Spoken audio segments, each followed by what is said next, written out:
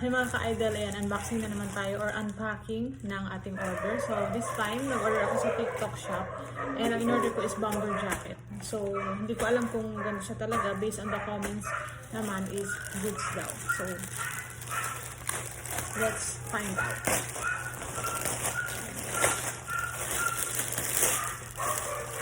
So ang binili ko nga pala is yung navy, anong army green? Navy green. So, hopefully, kasha siya. So, obviously, hindi siya ganun kakapal. Manipis lang siya talaga. And for the price naman, okay na din. Kasi ano lang po, 215 pesos. Yan siya. So, sana kasha. Sana kasha. So, manipis siya. Manipis siya. Manipis lang siya talaga. Ayan. Okay. Manipis lang siya. Pang ano-ano lang siya talaga. Riding jacket. Uy, ganda din. Kaya medyo malaki yung ano na dito. Sakto lang bakla. Iba na pa na. Iba yun, ba yun? By the way, medium size na pala to. So, tanggalin na natin to. And, may bulsa. May bulsa.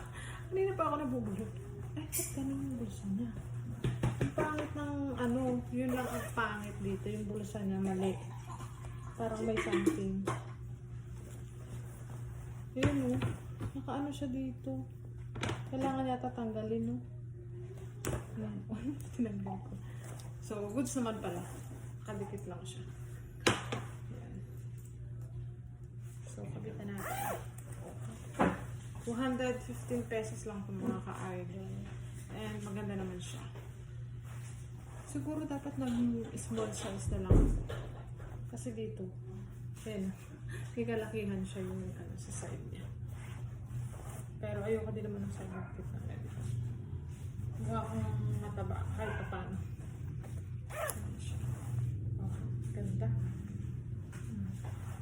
TikTok shop to mga ka-idol. 215 pesos. Ayan.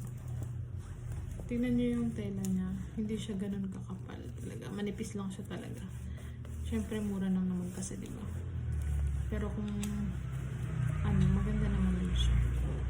And sabi nila ko may bulsa daw dito. Wala naman siyang bulsa.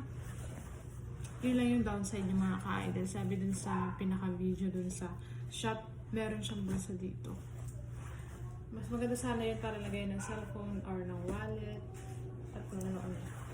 But, wala siya. So, okay naman na din. Overall, goods pa din.